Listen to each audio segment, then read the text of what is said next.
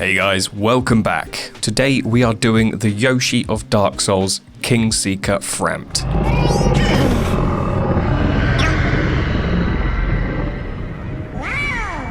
Alrighty, let's paint him. So this is another STL from the STL Smith, and I'll leave a link in the description so you can find all of their stuff. And my plan here is to make a little stony base for him that he can sink down into with some big stone doors above flung out either side of him.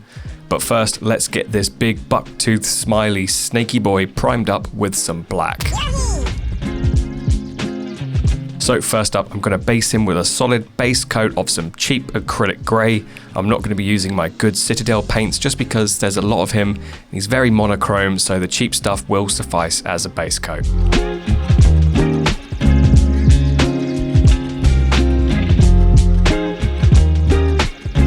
While that base coat is drying, we'll move on quickly and fill in his big old grinning chompers.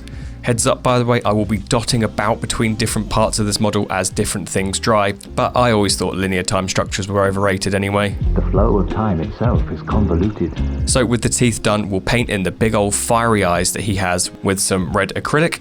You know, they're not too dissimilar from Dragon Eyes, and there were some good reference images out there for me to try and replicate. Then we can detail in his silly little gums with some Bugman's Glow Pink. And now that the skin has dried, we're back to it again. It's convoluted. And adding a mix of white into the base coat grey to generate some midtones, and I'll start picking out all the spots on the skin where light will be the most exposed, focusing on all the little raised edges and faces and sticky out parts.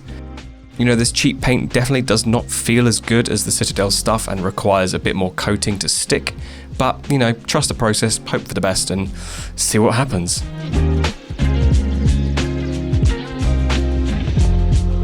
So with the midtones in, I'll add even more white into the mix and start generating the highlights and focusing in smaller concentrated areas with the grey midtone.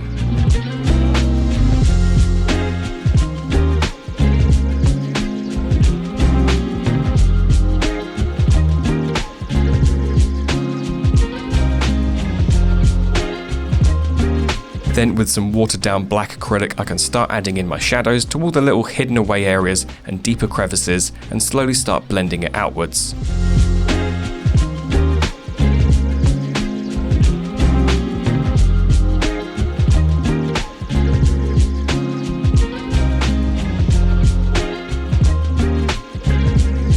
So while the black washing dries, we'll hop back into the eyes once again. It's convoluted. And start blending in some orange tones into the red, just marking out where his iris will sit.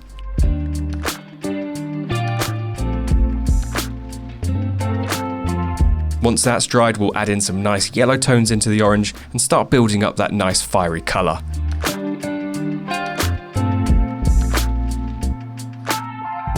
Adding a few dabs of black to the corners of the eyes will add a bit more depth and dynamism to them. Then add some brighter yellows to the centre of the iris for some brighter contrast. While the eyes dry for a little sec, It's convoluted. we're going to beef up those big tombstone teeth with some more white to take over that underlying base coat before washing all over them with some Seraphim Sepia, because this dude doesn't brush, nor does he floss. Now that the eyes are dry, I'll add in these little dragon slits as black pupils and add a little black wash around the tops of the eyes where the eyelid will generate a touch of shadow before adding in some tiny little white dot reflections.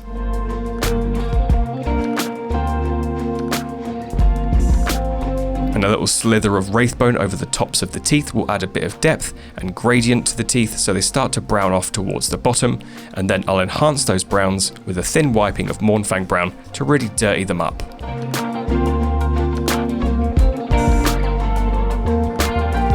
Now time to go back to the skin and start mixing the tones together and blending between them so that the transitions aren't so harsh and apparent.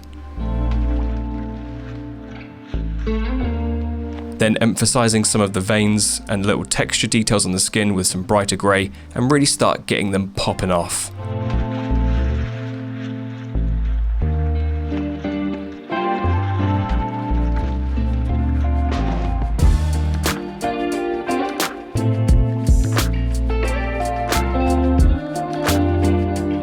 And just to muddy him up a bit and add a bit of grime to him, I decided to add a brown wash to a sponge and start stippling on some brownish texture to him. Once dried off, it will tone everything down just a bit.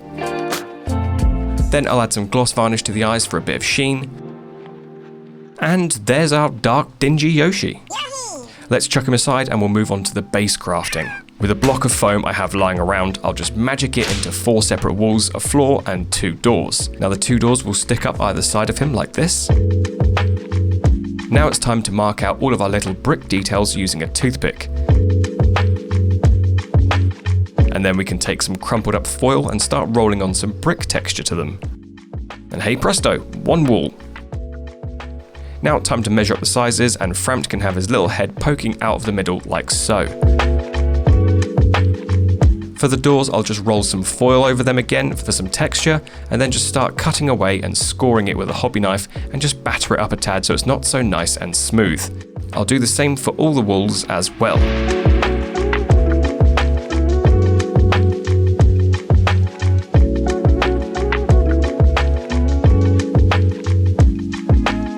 Dunzo. Now to mix together some black acrylic with some Mod Podge, and I'll use this goopy goo as a black priming substance for the entire base. This will protect and seal off the foam from any painting.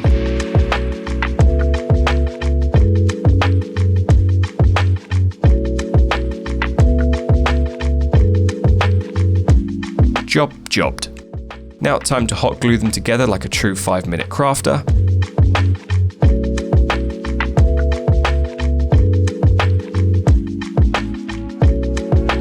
And terrific, now time to just slot our little floor into place and get it nice and hot glued up and beautiful. Time to start painting it up, I think. So a big old base coat of standard grey acrylic all over it will do nicely, and then just add some dry brushing of highlights with some lighter greys and whites for texture. To which we can then add a lovely dollop of brown wash over it to start building up some stony, earthy tones to it.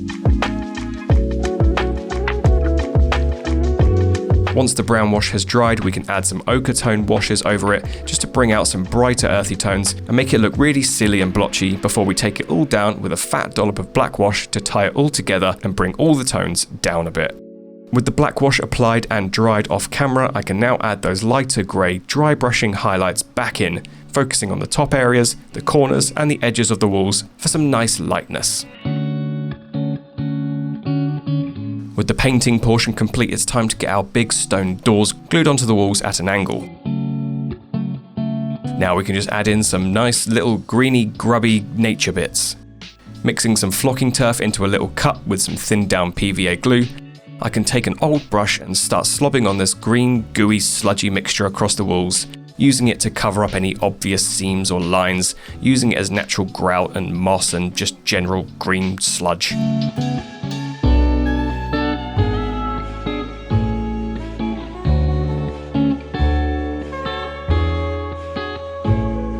Then just to enhance the nature side of things a bit more, just adding in some tiny little clumps of foliage. And there we go. Let's just get our little Firelink Yoshi put into place and we'll let it all dry and come back to check out how it's looking.